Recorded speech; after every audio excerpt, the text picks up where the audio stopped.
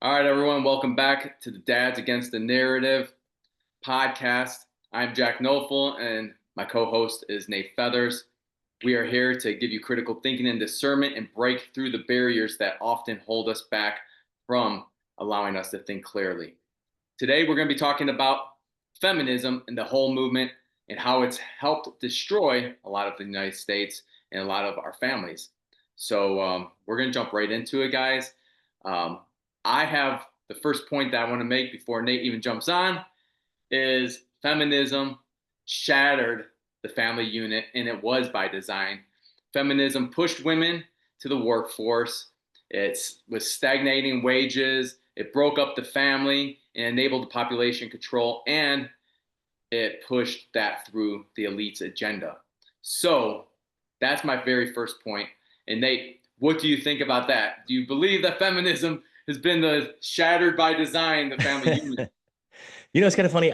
There's part of me that's like, okay, I know like women's suffrage, the women's suffrage movement. I feel like that one made sense to me, right? Okay, they're part of this. Now, I will say this, and I'm probably going to sound like an asshole, but I feel like if you are contributing to society, you don't need to be 18 to vote. I feel like if a 15-year-old, I've definitely pulled this from Andy Frisella on Real AF, and if you guys don't listen to that podcast, you totally should.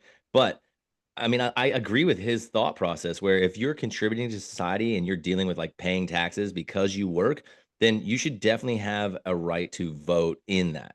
At that time, very few women were. But when I look at it now, like from our standpoint, I'm like, well, it just makes sense that women should be able to have a say in the country's movement where that country goes. So I think it started. I think it started there. I think what was that, like the late 1800s or into or maybe early 1900s and on its way up. But I definitely think that as it got into the 1960s, I think that major women's lib movement was absolutely by design. And I know you'll know more about this, so I leave it on to you to do a lot of this, and I'm gonna react a lot. I do come with a biblical perspective that a lot of people think that the Bible pushes the patriarchy, but my years in ministry, as well as growing up in the pastoral home, all of that stuff have given me like fodder to go, oh wait, no, that's not what God was doing. So I have a lot of that we'll get into as well. But I really think that the women's lib movement, if I'm not mistaken, this is why I want to lean on you, was actually started by a man and to get that going. But yeah, I totally agree with you. When I think about women right now and how they like and the family system, as soon as you get mom and dad out of the house because they both have to work, where are the kids going? Now, and that's your future. Those are the people that are the most open to ideas, and whoever has the kids creates the next generation, creates the next world. And if it's not mom and dad, well then holy shit, like we could be really fucked if you're not careful. And I feel like that's exactly what the plan was. It was by design. So I'd love to hear more of what you're talking about, because I do agree. But I know dude, I know you've gotten a lot more depth on this one. All right, I'm going to hit two things. I agree with you 100%, except for on one thing. I'm going to red team you here. Uh, I don't, I've become like this traditional guy in a sense now where I believe family units should be on the same plan and should be almost thinking the same, right? Mm, Like me and my wife, our team, we should be talking daily. We do this debrief, as I told you, about AARs. yeah. And I almost feel like each family should only get one vote. And not Mm, everyone who pays taxes anymore gets one vote, because the woman in the old days should be agreeing with the father, right? Or the husband. yeah. And what's happened is now you're seeing families divide. And so what Yeah. happens when everyone's able to vote and everyone can have their own say, right? Now you have families that are like totally opposite and they're not sticking together. Again, this is part of the push of divorce. And this is Mm, part of the push of feminism is interesting. divorce, Yeah. right? Yeah. When feminism came in, I think it's in a threefold, right? It was like wave one was what you said. It was like late 1800s, early Hmm. 1900s. And that was kind of the suffragette movement. But the whole part with the suffragette movement is like women already were working. The women who wanted to work already had the ability to work. And then when you jump all the way to the 60s to the 80s, the wave two, it's like that turned into a whole like war on men, war Yeah. on everyone. It became this Yeah. whole like victimhood, toxic masculinity, like all these words that we hear today. That's where it started. And the first wave, though, wasn't. It was just about like getting women's rights to vote. And that's all they were trying to get, women's rights to vote and be able to like go to school, right? Go to college, go to higher education. Yeah. Cool. And that's all. But then when the 60s came in, it was in the late 50s where a man designed the next wave of feminism. And that was the part where it was like, hey, let's do a cultural decay from, and I think some people would say like from art to anarchy, right? It was like you went from this time period where it was like arts and people were connected to just anarchy. Let's separate everyone, separate families, and put mom in the workforce, put dad in the workforce, and take the kids, put them into the public education. But who was the founder of this system? Let's take a guess. Rockefeller. Rockefeller was the man. He was by design the guy who came up with this whole design and said, hey, if we can remove the families, well, then we could put them into my educational system. Right. And now I can tax mom, I could tax dad, and then the kids are going to grow up in my educational system where I'm creating worker bees, where they're going to also be taxed by me. I keep power, I keep the money, and I keep them under control. And so for me, that's why the number one point that I was making is the family was shattered by design might be the biggest push. And it wasn't in the wave one, it was really wave two. Mm-hmm. Wave one was just showed them like, hey, women want this, and we could kind of use these women for a different motive. And Yeah. they sure the heck did, right? And so Well, it really and fucked up you the families. exactly. And you also like if you slow roll, like if you slow roll the the change, right? People, if you just do it little by little, people will, you got to get them to accept one section, like one part, and then you can slow roll the next piece. And if you've got enough patience, then you can in fact do all the things that you're wanting to do just by getting people to agree with you on a small section. Once you take that, now you've conquered that hill, now you can go to the next one. It's either that or it's some kind of major tragedy. And in this situation, it was a slow roll move. Like they just slow rolled the whole deal. That way you could. So I mean, we're already saying it. We're like, well, yeah, I mean, women should have the right to vote. That doesn't make any, that makes total sense. And I think it's also funny. It's like, hey, there's two white guys here, like two white men talking about this, and that's what everybody hates. They're like, oh, it's like you're like white guys, you guys have the most privilege and all that. And I'm sitting here going, yeah, but with that's exactly what guys did. We were like, oh yeah, we should be okay with that. And then once you do that, you take a little bit more. And I think the biggest problem I have with it is what you said, this decay of the family by really, and you said it, but it didn't when you said it, I thought of this. It's like it didn't just take mom and put her in the workforce and dad to pull him over here. It pitted men and women against each other.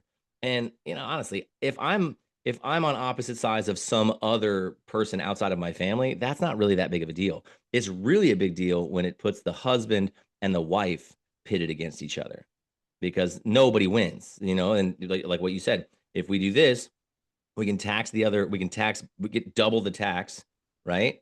And then we also we can put the kids into Rockefeller school system, which was based off of the Prussian the Prussian school system, and their whole point was to create warriors who would just do exactly what they were told. So you literally see that, and his whole point was, well, I need workers to do what I want them to, and so I'll just set them up. We just set the kids up to the bell rings, you got to be in your seat. The bell, you got to raise your hand and ask to go to the bathroom. You got to raise your hand, like the bell rings, you finally get to go eat. It's the same thing when you go into the workforce. It's like you'll sit here, you got to be here at this time. You'll stay here, you can go to lunch at this time. I'll tell you when you can go on vacation.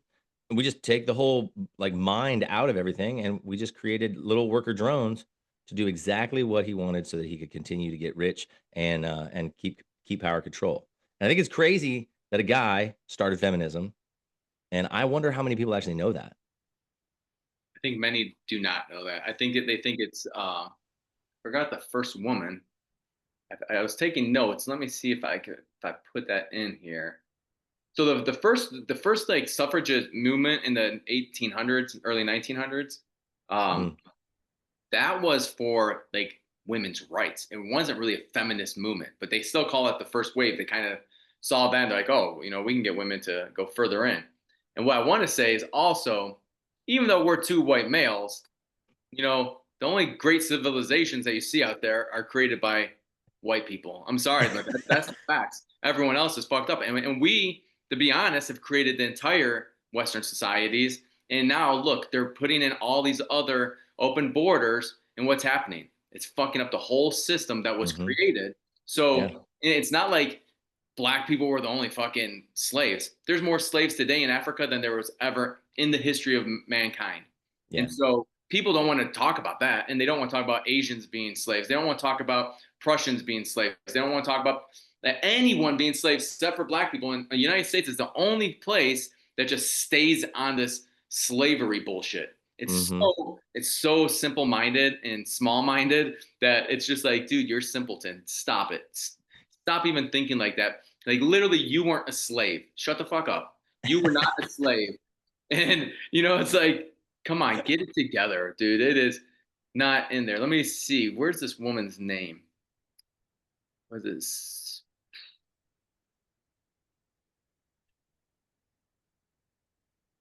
So I'll give you guys Simone some de history. Wait. Beauvoir. Yeah. Go And ahead. she was the one who started that whole cultural shift. And Uh-huh. guess what? She was in the communist circles. And you guys won't believe it. She was a fucking Zionist. There it is. So why would Zionists want to separate everyone? They're still doing it today, right? So it's like it hasn't changed. It's just their playbook has worked. It's worked Yeah. absolutely perfect. I mean, the second point that I was going to make is like that the emasculation through toxic masculinity Mm. narrative. Like, and that was funded by what? Globalists. And it Hmm. led to what? Higher male suicides, lower fertility, and weakened societal defense, right? So, like, our war fighters got worse, our suicides got higher, and women stopped having as many kids. And Hmm. we see that today. So it's like their playbook was perfect. So my point two is this masculinity under siege, right? The war on men. Perfect. These guys planned this out and they knew it would work. And We got kids in here. hey, It's like Daz gets the narrative. I got two rolling in that's what I'm hot. talking about. And so it's important to understand that, like, they may say that we're toxic and this and that, but society cannot run without men, period. And this comes back to the masculine energies that a lot of people are just saying, oh, it's toxic masculinity. No, it's not.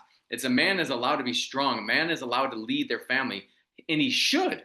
It's not like he can. He should. He should be the leader. He should be the decision maker. He should be the one protecting them. A man's role is very difficult, and it's not made for a woman to do that. So Mm. when they started dividing it and saying, let's attack masculinity and then say, we want the same rights as men. Well, what the hell does that mean? That makes no sense, because you were put here by God for a whole different purpose, a very, very important purpose too, just as important as the man's. Ours Yeah. is just a real physical purpose and short-minded, and a woman's is very long-term Yeah. and for like this feminine energy, this caring, Hmm. this coddling that kids need in the first year, especially. Yeah. They are the creators, right? Yeah. We are the Yeah. protectors. And so, like, Exactly. who in their mind would see this and be like, wow, this is exactly what should happen. Women should go into the workforce, work exact same hours as men, work physical, do the same thing when your body is not designed to do that. And instead, let's say a man attacks that like I am right now, he's toxic masculinity. He is the Absolutely. problem in society, and we need to get rid of this guy. Yeah. But then you look at my family and you're like, well, this guy's family squared the fuck away, because I protect my family, I lead my family. My wife's feminine and she's in her feminine, right? And she cares for my kids and she loves my kids and she Yeah. loves me, and she brings a softness to my hardness. And Yes. then we can Yeah. balance our energies, our feminine and masculine, 50-50, so the kids can say, you know what? My boys will say, it's okay to cry. Yeah. It is. And then my Yeah. sons will also say, you know what? It's okay to shoot guns, no jujitsu, fight, Yeah. protect people that are weak and can't handle it themselves, Yeah. right? Because Absolutely. that's what warrior does. And so that second point, man, the attack on masculinity was a big one, because you just see, like, it was in wave two, that's where it really kicked off. And then wave three, nowadays they call wave three, and it's like, dude, we are in peak masculine attack. Well, I guess like it's coming to an end now, and we're kind of the pendulum swinging the other way. But man, it's Yeah. important for men to wake up and realize we need women to do women things and men need to do men things. And we need to work together because we are a team. We're not separate, we're a team. And when you separate them, there's no team. There's no, That's so good. It's so good. And and you said it already, like we were designed differently by God. And I think I think that's so huge. So one, obviously, like some of the belief has to come in on like your whole worldview and how you understand theology. Like my dad used to say, theology drives your belief, and your belief will drive your actions, and your actions will drive your life. And so when it comes down to it, understanding like where I come from is that God created man. And I always go back to going, God didn't create man in the garden. When you read the Bible, it says that he created man outside the garden and then planted the garden and then placed the man in it, which put man in the wild. And I was telling my wife the other day, I said, when God was, when God was, when he built us and he did that, he's like, hey, I'm going to give you a job. Your job is to take care of this garden and name the animals, right? And I know, believe it in one part, like, I guess I saw it in my head this way. And it was more so that man had to go all over and find the animals. It's not that God just brought them to him, was like, oh, here, name this one. It was like they all stood in this nice, like single file line, where the lion sat next to the antelope and was like, you look delicious, but I'm going to leave you alone until I get a name. It's not, I don't really think it was that way. It was more like Adam goes into the wilderness, he finds these animals, he names them and all that. And in all of that, God's like, it's not good for him to be alone. He is alone. And he doesn't have what they call a helper. That word is Azar, which is the same word they use for God multiple times as a helper. So when it was talking about making a helper and then puts the man to sleep, takes the woman out of him and makes her, she was made in the garden. She was made in what was already created. She was made in what was already safe. It was like he took, man held all of the masculine, feminine, and when he took the rib out and made Eve, it's like he separated the feminine and masculine to make her do other things. But a lot of times people see that as like, oh, he's the helper. And I think men did this to ourselves. I really do think that we were like, oh, well, she's just the helper, like just the help. That's not how that is. It was literally like he can't do it alone. He needs someone who is strong and powerful to do it with him. And it's not a I'm here and she's here. It was a we're here. And that like I think that's the part that we miss, is that was by design as well. It's it drives me nuts when people talk about like use the Bible to in my opinion to oppress women, or have used the Bible to oppress women so much.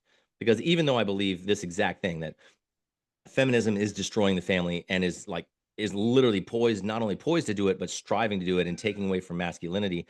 Like I also look back at it and go, yeah, but the church and the Bible have been not interpreted well enough to go, oh, well, the church has misinterpreted it enough to say, well, women aren't allowed to do these things and they can't do that. And I'm like, why? Because they're physically weaker. And that was the arrogance of even men back in the day, where they put women below them, but that was not the intention, man. It's not the way it was made. She was made to make sure that everything that was supposed to happen in God's plan happened. And that's a totally different take on it. Both being equal, both being strong and powerful and helping each other. That's the whole point. And it gets missed. And when men try to effeminate themselves, or they get emasculated by women by just like giving up, and that's what I see. And you tell me what you see as well. But I see men in this whole situation like giving up their masculinity, like, oh, well, it's toxic, so I gotta be more effeminate. And so you see that happening all over the place. And of course, that's when you see testosterone levels dropping like a stone in water. It's crazy how low they go. And then guys are way more docile.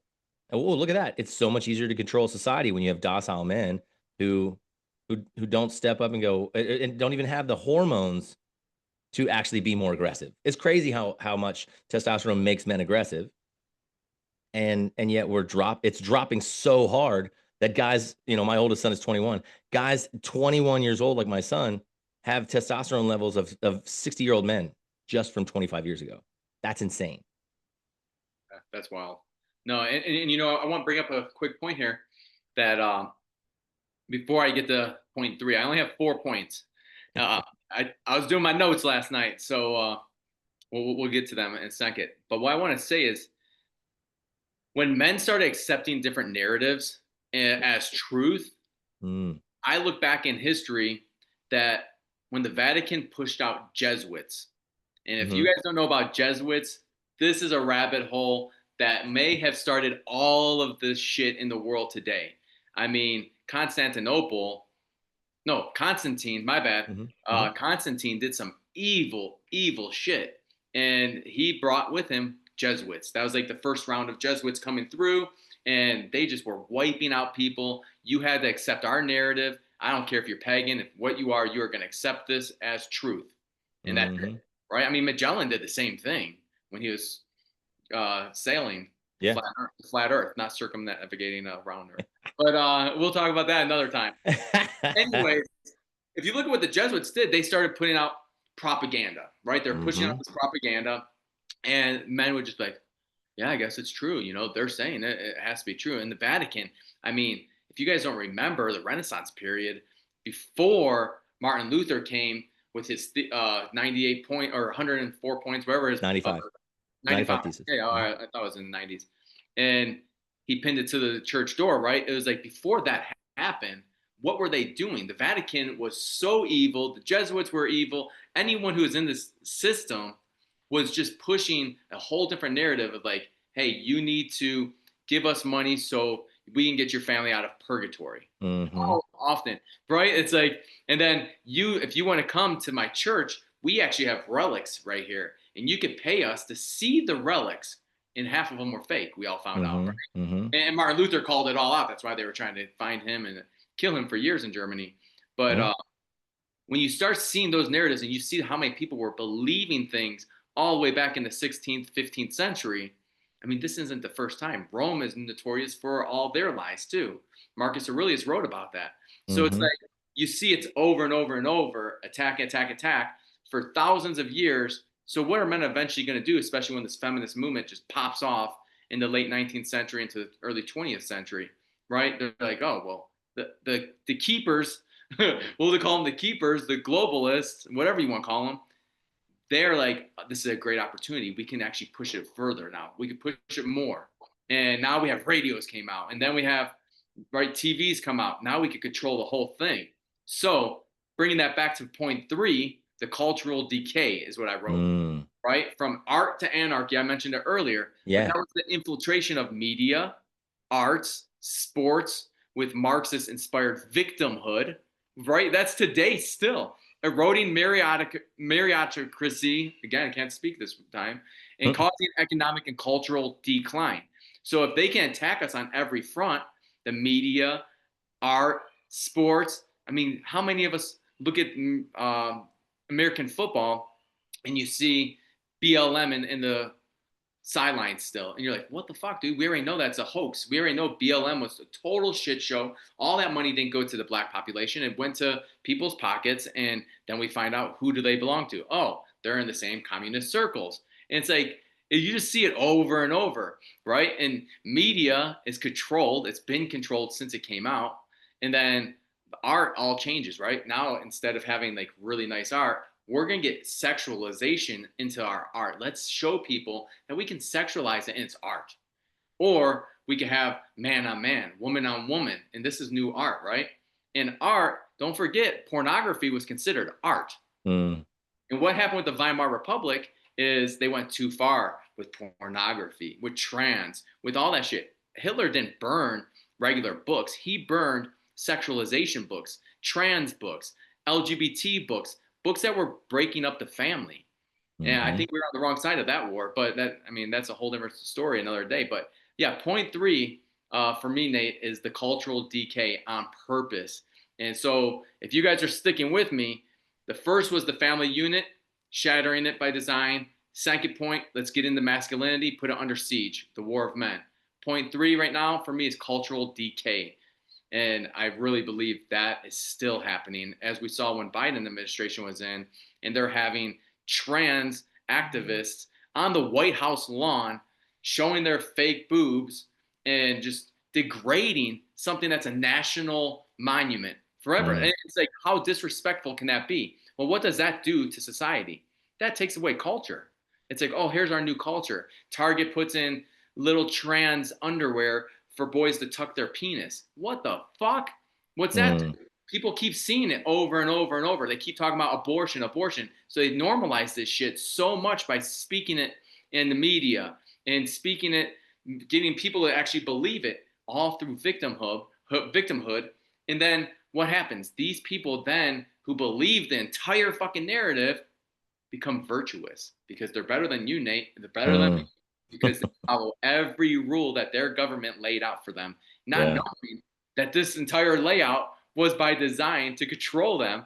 And they don't even question it. They just go with the flow and say, yeah, this is normal. This is totally normal. And when it's totally fucking not normal, that's not how God made us. And that was a big thing. And with the masculinity under siege, I forgot one part. When you attack masculinity and the patriarchy, well, what happens? You're cutting off the head of the father, the Mm-hmm. husband, but more importantly, you're cutting off the head of God. God Mm. is a patriarchy. This earth is patriarchy driven. It has to be because we are the strength, we are the protectors. Women are not. So if there's a woman president, it probably doesn't seem like it belongs. It's not as normal as a man. And I'm not saying women can't do that by any means. I know very smart women and they can definitely crush it, but they're not meant to. That's the purpose. Mm. And that's the attack on the masculinity. I forgot that part. That's a very important part. Cut off the head of the dad, cut off the head of the husband, cut off God's head. When you get rid of God, you get rid of fathers. Well, it's easy to then go into this cultural decay part too, right? Because then you could just storm the front over and over with media, and then just Yeah. keep telling people stuff like in the 80s when the bystander came out, innocent bystander. Shh, don't Yeah. you don't realize that was a CIA initiative. And the Yeah. CIA ended up taking over the feminist movement anyways. They had a lot of co-ops in there that were popping in and out into the feminist movement, trying to push it in a totally different direction that is today.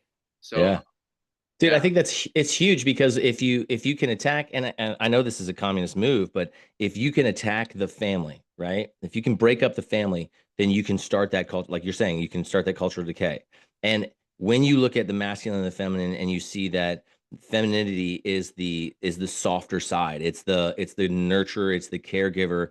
That's just the nature of the feminine. And there's a part of me that wants to say, and guys can do that. Because I mean, if you follow me on Dads Don't Babysit, I talk about not yelling at your kids, which by the way, I'm not fantastic at that. It's frustrating as fuck at times. And so I get frustrated and I do that. So I'm not perfect at it, but I do share that because those are my thoughts on the fact that it's like you don't need to do that. You could try a different way, be more creative. And those things allow you to connect with your kids better. But that is a feminine side of things that we have. Now, the masculine side of that is the protector side, like you said. So if you take away the protection, if you take away the armor, it's a lot easier to kill off something if it doesn't have any armor. And so if you take the armor off, the armor of masculinity and the protection of the fatherhood, now the family is easy prey, easy prey. And it's not one of those things where it's like, oh, they're over, they're not overt about this. This is all covert. It's all underneath, making you feel like you have to do that. And that's like, you have to follow this. Like you said, they're way more virtuous than me, which I'm totally fine with. Like I love it. My wife's femininity calls to my masculinity, and she's a very strong woman, which I love. So she is constantly like pushing me to be more masculine, not because she's like, you need to be more masculine. It's her feminine side doing her job, calling me to it, calling me to my job, which I think is a beautiful thing. But it also, in that sense, I find myself going, oh, yeah, I'm the leader. I'm supposed to make decisions, take the hits. I'm the protector. Like if it all falls to shit, it's on me. And I'm made for that. Right. At the same time, that also makes me a very violent man when it comes to protecting my family. Like the stuff that happened at the church this past week. I don't know when we're airing this one, but so it may have been a few weeks ago at this point. But I was at church with three of my children when a church in Michigan was all shot up and the guy drove through and lit it on fire. It was crazy. But I was there. And so I literally turned around last night, texted one of the guys at the church and said, hey, I am happy to be the guy that walks around the kids area to make sure that if anybody comes in there to hurt kids, I can drop them. I'm like, I'm not a violent man until violence is required to put somebody down that wants to hurt my family. And I literally expected to hear him, because he's a churchy guy. I literally expected to hear him go, yeah, man, I don't know if we need that kind of energy. But he literally was like, me too, me too. And I'm like, good, then we're on the same page. I'm happy to be the guy that's there to do that. When you take that away, so easy to just basically control and destroy anything else you want. I mean, when you take fathers out of the home, you literally watch the prison rates rise. You watch teen pregnancy rise. You watch depression rise, anxiety rise. You watch all of this. And what's crazy is this is not a massive smack against single motherhood, but it doesn't happen with single dads either. That's the thing, is you have about the same when it's the family unit or a single father. And that doesn't mean that women don't do anything. It just means that the feminine side is the protector, or is the softer nurturing side. And a father has to protect more than anything else. So you get the protection when you only have the man in there. But you see that when you take that away, now it's real easy to do anything you want to the women and children. That's why older cultures in war, men fought. I mean, the whole point was to protect the women and children. You see it even on the Titanic. And I know we can get into that one, but even on the Titanic, they're like women and children in the boats. I mean, you wanted the same rights as men. So what are you going to do? Stand on the boat while it goes down? I mean, Right. is that what we're talking about? We're talking about like, oh, well, no, how dare you accost my womanhood and I want equal rights. Well, I'll tell you what, you stay on the Titanic, I'll hop off. That's fine. And that's where guys are going now. Guys are like, oh, well, if you want to pop off in a bar, I guess you should get punched in the face like a dude. And that is where you see problems with masculinity, in my opinion, because you've now taken all this stuff away and the pendulum swinging back. So now guys are like, well, fuck off. If you want to act like a man, I guess we'll treat you like one. But nobody wants to, like, nobody on that side of things wants to be treated like a man, in my opinion. Well, I mean, that feminine movement did that. I Yeah. mean, it literally did that. But then they want to have the cake and eat it too, right? Because they will also want the same old rights in courthouses where they should always get the kids. They are the Mm-hmm. ones who get the kids, and the dads shouldn't. But they don't. They don't want the dads to get the kids. So it's like, what do you want? You're so confused, and you're not reflecting or taking in any critical thoughts. You're just listening to the man and saying, yes, that's the right way, and I believe that. And Yeah. And then when you they say the double man, you mean down. the government Yeah, or the leadership. Yeah. yeah, they double down, they triple down, and it's like, dude, what are you thinking? This Yeah. makes no sense. And when you look at it from an outside perspective, which I want everyone at home to, like, on every single thing, take the outside perspective. Take a chance, step back, and then think about it in a different point of view, right? Mm. In my house, we call that red teaming. So my wife will be the blue team, I'm red team, and I'm gonna try to find holes in her argument. And Yeah. when you do that, you find you're like, shit, I really don't know, right? And this is and finding holes in arguments is what led me down to, like, the flat Earth thing, because I'm like, shit. When NASA came out, the globe came out, and then, like, you start finding out, you're like, dude, for thousands of years, it was always flat, and there's this, and there's more land outside, and then you're like, dude, I was just lied to. But that's, like we've talked about before, that's a hard pill to swallow, that you've been lied that hard to for so long. But when you realize the lies have been coming for thousands of years, then you're like, oh, you know what? I need to find out the truth. And I need to believe my eyes. Because the eyes don't lie, but they've now got to a point that people become so virtuous that their eyes don't see the truth. They don't see Yeah. the North Star, right? Not moving. And Mm-hmm. all the stars circle it. Yeah. And how the hell would that happen if we're spinning at 1,000 miles per hour, going at 6,000 miles per hour towards the sun, twirling, and all the stars are the exact same for forever? It's always Yeah. been the same stars. That doesn't change. But God says above is below, and waters divide. So Mm-hmm. a lot of people don't want to look at the truth when it's right in your eyes, and we Yeah. can do that with everything. But I'm gonna bring it back to feminism and my last point. My last point. All right. Point one: family unit shattered by design. Point two: masculinity under attack. War on men. Point three: cultural decay. Point four: the globalist endgame. And why I put this is because I really believe, like, the Bilderberg United Nations, World Economic Forum, the overall plot by the elites is to divide, depopulate the West for the New World Order to take over. And if you don't know about any of that, well, just look up a little book called The Agenda 2030 by Klaus Schwab. And if you read that, you're going to find out. And this is the problem. People don't want to read these things. Mm. They always come out with their script. It's part of their game. They have to tell the truth through cinema, through media. Somehow they have to tell the truth before it happens. And Klaus Schwab wrote this whole book, who was the head of World Economic Forum up until last A couple month when months Larry ago. Fink Yeah. took over. And Hmm. if you don't know anything about Larry Fink, he was the CEO of BlackRock and still is one of, I mean, I think they're worth like something $12 trillion. It's insane what they're worth, and they control Hmm. everything, along with Vanguard and what's the I'm forgetting the other one. But the globalists want the West to be taken over. Well, how would we do that? And why would we do that? Well, if you look at who's in charge of the World Economic Forum, it's always the same. It's a Zionist. It's always a Zionist who think that they are God's chosen people. And in the Talmud, what's that thing called? The Their book, Talmud. Talmud. Talmud. That's it. That book. Which, Whew. if you don't know what that is like, so that's rabbinical. So those are rabbinical teachings outside of the Torah and the prophets. So you have the what they call the Hebrew scriptures. The Old Testament is what most Christians call it, the Old Testament, and then you have the New Testament. So if you take out the New Testament, what you have the original Bible for the Hebrews, like for the Hebrews. Then the rabbis would put together the Talmud, which is additional teachings, and so that is for a Jew, a religious Jew, that would be like second to the Bible. Yeah. Well, anyways, I read that thing and it's crazy. I didn't read all of it, but I've read a lot of it. And it's, every time I read it, I'm like, how in the hell can they write this stuff and believe this stuff? Because you're the chosen people. And it says in there that Christians can be taken over and they should be destroyed in some way. It doesn't say that verbatim, but it's in a sense that's what it's saying is like Christians should be taken over and they are going to be kind of used for that purpose so we can become usher in as us running the world.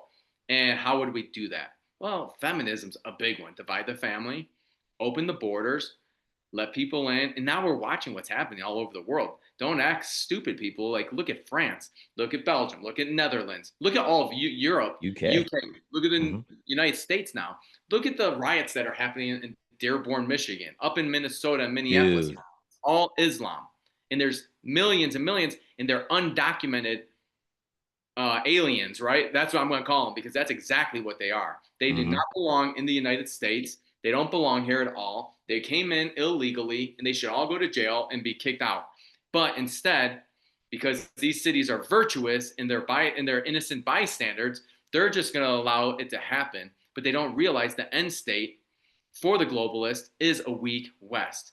But when you have a weak West, you have families divided. You have a population that's not going to be having a culture anymore. The culture is going Hmm. to divide, especially with the birth rates being at 1.9, and Muslims are at like 7. Like it's crazy. So in the next 10 years, we're going to watch the entire United States flip flop and most of Europe, most of the Western world, and they're going to be mostly Muslim. It's not going to be a Christian nation. And what does Israel do to Muslim nations? Oh, that's right, they bomb them. And that's probably the end state for me. That's what I see. I just see something fucking evil happening, and Mm. it just feels evil. It's like it's not that I know for sure that's happening. It's just my intuition, my gut's Yeah. just telling me like, hey, this doesn't seem right. Something's not fitting right. And the whole Charlie Kirk thing is like that's scratching the surface. I think Yeah. it's gonna get much worse. 9/11, we know that was an inside job by Mossad. We know that. I mean, there's how many Jews? You had the dancing Jews. You had the lady on the news that came out right away, and she's like, "Yeah, she called out Building 2 was going to happen also before it happened," and Before then it that was happened. erased off the internet. So it's like, how do the Jews know this? Well, it's because they believe they're the best people in the world and God's chosen people, and they deserve everything they want. And they've gotten the power all they wanted, and it's worked. Their plan has worked to the T, and people are just eating it up. And I think finally, with the pendulum swinging, we have enough of us waking up, going against the narrative. Hence, Dad's against the narrative. Right. Uh, so we can wake people up and say, hey, man, we need to stop this before it actually does finish. We don't Yeah. want it to finish. We don't want Agenda 2030, folks, but we're watching what just happened in Vietnam with the digital IDs, what happened in the UK with digital IDs. They're trying, they are not slowing down. And they're going to Hmm. spray vaccines in the sky. They're going to put it in your food. And it's just, this is all comes from the same part. And a lot of it started with feminism. One little inch, and then the next inch, and the next inch. They don't take it all at once. They tried with COVID, and Mm-hmm. we reeled that back, but they still took a lot because Mm-hmm. the money transferred from the middle class to the wealthy and made us how small. Like, we're just tiny now. We're like middle class is down here with lower class, and then it's Yep. all the powers above. So I truly believe that we need to wake up soon and question every narrative that's coming out and not believe it. And most things that the government say, I won't believe. I don't believe anything they say. If they say it, I go opposite. Right away, I'm like, here we go. And then, just do some research yourself. Don't be lazy. Research these things. Listen to other people. Listen to both sides. I'm Mm. not liberal at all. I'm not conservative. I've always been independent, but I listen to both sides. And to tell you what, the people on the far left are so fucking wacky that it makes no sense that they even have a soul. And that's truly what I believe. How I am, Nate. I think they're soulless. I think they're Cabbage Patch Kids and shit. Yeah. So that's what I really think. Those are my 4 points of feminism that really has ruined the world and continues today. And hopefully we can make the wrongs right.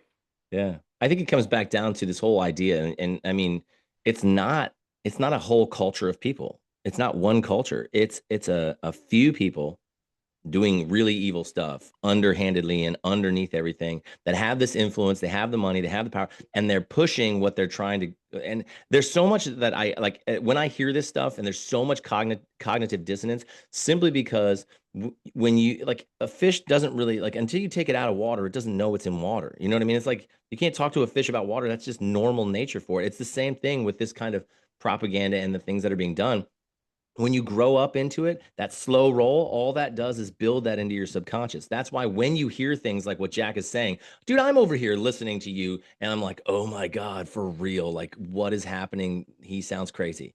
And, but at the same time, the part I want people to get is to actually understand that you don't just hear that and be like, whack job and be done. If you really are willing to go against the narrative, the best move is to go, all right, I can't be sure that that's valid, but I need to do some reading and find out what I can like see on this. And once you start going down that path, that's why we always talk to when we have guests on. That's why we talk to them. What was the point at which you said, all right, something's not like, what was the conspiracy that got you to go, I'm a conspiracy theorist now? That's why we do that, because at some point it just clicks and you're like, all right, I'm going to trust a little bit more in my own intuition. I love that you said that, Jack. It's like, it's my intuition. I'm not saying this is exactly what's going to happen, but my intuition says this. And Jack has done enough research and read enough and is learning enough and is willing to trust his own stuff, trust his own heart to be like, all right, what's going on in here?